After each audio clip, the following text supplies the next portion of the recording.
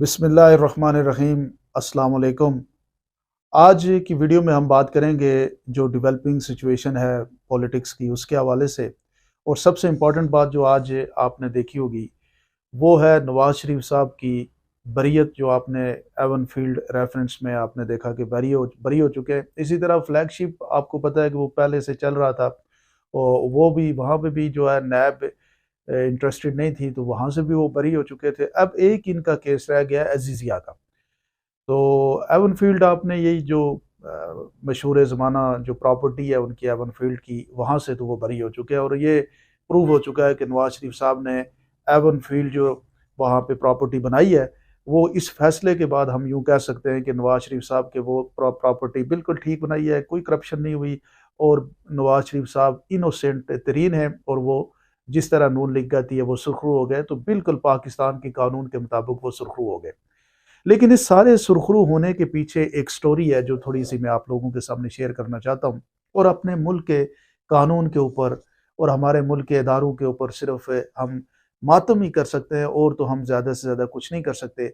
यही मियाँ नवाज शरीफ साहब थे। थोड़ा सा आप पीछे चले जाएं, नून लीग की गवर्नमेंट थी और बड़ी अच्छी गवर्नमेंट चल रही थी उनकी। और उस वक्त एक पूरा प्लान करके फिर उनके ऊपर एक इसी नैब ने रेफरेंसेस बनाए। इस नैब ने ये प्रूव करने की कोशिश की कि नवाज शरीफ साहब के ऊपर वॉल्यूम 10 भी आ गया है, वॉल्यूम 9 भी आ गया है। और मियाँ मोहम्मद नवाज शरीफ जो है वो पाकिस्तान के करप्ट तरीन लोगों में से हैं। उन्होंने एवन फील्ड के रसीदें नहीं जमा कराई। उन्होंने जनाब इससे पहले करप्शन के अंबार लगा दिए और हर तरह का केस इनके ऊपर बनाया गया। और ऐसा महसूस हो रहा था कि पाकिस्तान का करप्ट तरीन आदमी अगर कोई है तो वो नवाज शरीफ है। यही नैब हमें बता रही थी और यही इन्वेस्टिगेट कर रही थी। और आज अगर आप देखें तो नवाज शरीफ साहब पहले तो फ्लैगशिप से फारूक रिहा हो चुके हैं, उसके बाद एवन फील्ड से। आज किस लिए रिहा हुए कि नैब जो है वो पहले केस बनाने में तेज थी और अब जाके उसने कहा जी हम इस केस को प्रोसीड ही नहीं करना चाहते। तो डेफिनेटली जब आप प्रोसीड नहीं करना चाहते तो इसका मतलब क्या हुआ कि आप इस केस को आगे नहीं चलाना चाह रहे और आप इसमें इन्वेस्टिगेशन नहीं करना चाह रहे, तो नवाज शरीफ साहब बरी हो गए।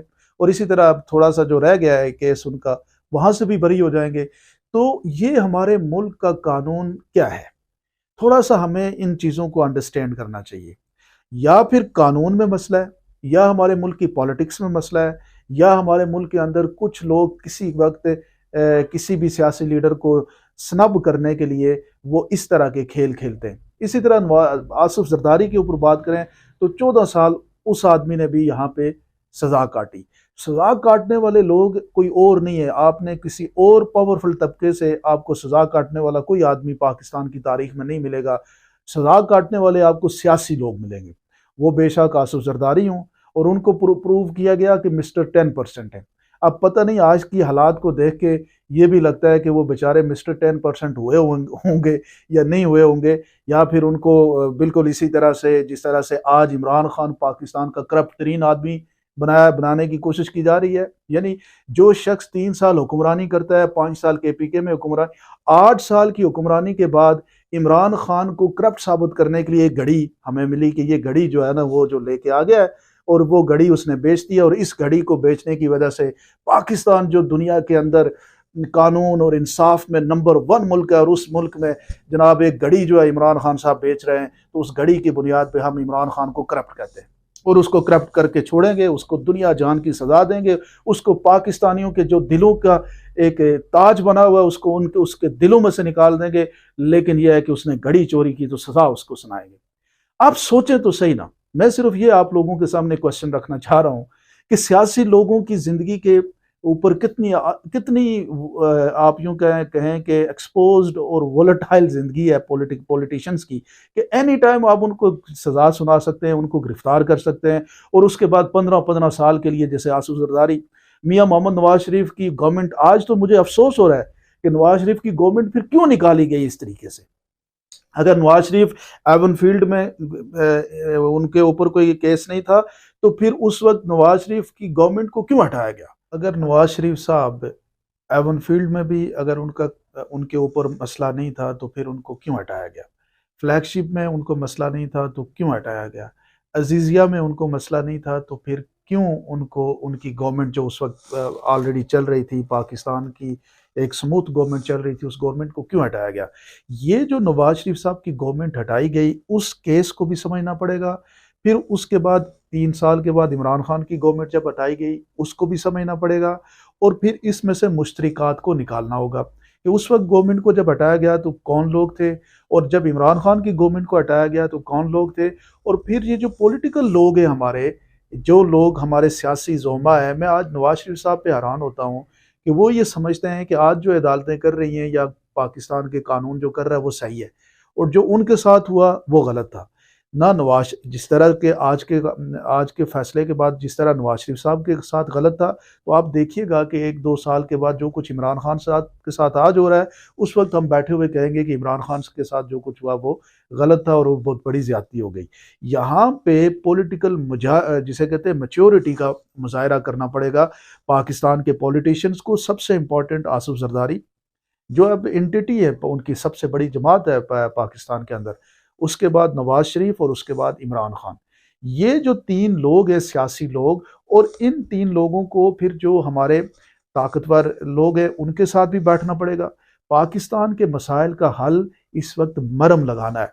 पाकिस्तान के मसाइल का हल ये नहीं है कि हम एक दूसरे को नीचा दिखाएं, हम ये कहें कि मैंने उसकी अकड़ जो है ना वो तोड़ दी है, मैंने उसके लिए मसाइल पैदा कर दिए हैं, मैं देखो कि उसकी पार्टी के सारे लोगों को देखो किस तरीका डंडे के जोर पे हम उनको पार्टी से निकाल रहे हैं, उनको जलील और ख्वार कर रहे हैं, उनको इंटरव्यू दिलवा रहे हैं। और हमारे जो दूसरे सियासी जोमा है, जो नून लीग और पीपल्स पार्टी वाले, वो खुश हो रहे हैं कि जनाब आज तहरीक इंसाफ के लोग जो है ना वो बड़े उनको जलील और ख्वार हो रहे हैं। तो ये आज अगर तहरीक इंसाफ वाले जलील और ख्वार हो रहे हैं, तो 3-4 साल पहले नून लीग वाले हो रहे थे, कुछ अरसा उससे पीछे चले जाए तो पीपल्स पार्टी वाले हो रहे थे। तो ये सियासी लोगों को ये बात क्यों नहीं समझ आती कि आप इस्तेमाल होते हैं और एक दूसरे के खिलाफ इस्तेमाल होते हैं। आप जब एक दूसरे के खिलाफ इस्तेमाल होते हैं तो आप सोचें कि छोटे छोटे बच्चे, मियाँ इबाद जैसे, इबाद महमूद जैसे बच्चे जो हैं वो इस सियासत के भेंट चढ़ जाते हैं। फिर इस तरह ये जो ख़वातीन बेचारी सिर्फ इस बुनियाद पे कि वो इमरान खान की सपोर्टर हमायती हैं, तो वो आज आप देख लें कि वो भेंट चढ़ जाती हैं। तो हमारे पॉलिटिशियंस को भी, ये अब मुल्क 70-80 साल हो चुके हैं, ये बुनियादी डेकोरम तय करना चाहिए कि सियासतदान और ताकतवर तबके, अदलिया और ताकतवर तबके, ये आपस में मिल बैठें, एक ग्रैंड जिरगा बनाएं, पाकिस्तान के मुस्तकबिल के बारे में प्लान करें कि हमने पाकिस्तान को अगले 20 साल में कहाँ लेके जाना है, पाकिस्तान के मसाइल को कैसे हल करना है, पाकिस्तान में नौजवान जिसकी उम्मीदें ख़त्म हो रही हैं उसकी उम्मीद को कैसे बहाल करना है, इस मुल्क को हिंदुस्तान के मुकाबले में कैसे खड़ा करना है, या सिंगापुर और मलेशिया के मुकाबले में कैसे आगे लेके जाना है। ये जंग करनी चाहिए। ये जंग नहीं करनी चाहिए कि एक दूसरे को स्नब करें। आज इमरान खान जो पूरे पाकिस्तान के अंदर 20 करोड़ लोग हैं ना, 4 करोड़ लोगों से अगर आप जाके पूछेंगे तो वो शायद कोई डिफरेंस करे। 24 करोड़ में से 20 करोड़ लोग ये कहेंगे कि इमरान खान जो है वो करप्ट नहीं है, जिसको आप करप्ट प्रूव करने की कोशिश कर रहे हैं। यानी 8 साल की गवर्नमेंट के बाद आपको घड़ी मिली तोशा खाना की, जिस बुनियाद पे आप उसके साथ ये ज्यादती हो रही है। यानी क्यों ये ज्यादती हो रही है और क्यों ज्यादती करवाई जा रही है और क्यों हमारे पॉलिटिशियन इस ज्यादती का हिस्सा बन रहे हैं और इस खेल में एज अ प्लेयर इस्तेमाल हो रहे हैं। इन सबको बैठना चाहिए, हमारे साफ़ी भाइयों को, जो बड़े बड़े हमारे साफ़ी हैं उनको बैठना चाहिए, हमारे जो एक्स सर्विसमैन को बैठना चाहिए, हमारी जो ताकतवर मुक़्तदर हल्के हैं उनको बैठना चाहिए, अदलिया को बैठना चाहिए, पॉलिटिशियंस को बैठना चाहिए, और पाकिस्तान को खदारा अभी मरहम दें, पाकिस्तान के मुस्तकबिल। ये हम ग्राउंड ज़ीरो की ये जो लड़ाई है इससे निकलें और इस मुल्क को कोई बेहतरीन मुल्क की तरफ लेके जाएं, इस मुल्क को स्टेबिलिटी की तरफ लेके जाएं। और स्टेबिलिटी तभी होगी कि सब मिलके फ्री एंड फेयर इलेक्शन की बात करें। उसके बाद जो जीत के आता है, जिसको पाकिस्तान के लोग जिस सियासी जमात के ऊपर एतमाद करते हैं, जो जीत के आता है उसको मौका देना चाहिए कि वो पाकिस्तान की खिदमत करे। तभी जाके ये मुल्क स्टेबल भी होगा और आगे भी बढ़ेगा, और मुल्क के अंदर एक जिसे कहते हैं स्टेबिलिटी आएगी और मुल्क के अंदर लोगों की भी उम्मीदें बहाल होंगी। आप क्या समझते हैं? ज़रूर मेरे कमेंट सेक्शन में बताइए। बहुत बहुत शुक्रिया।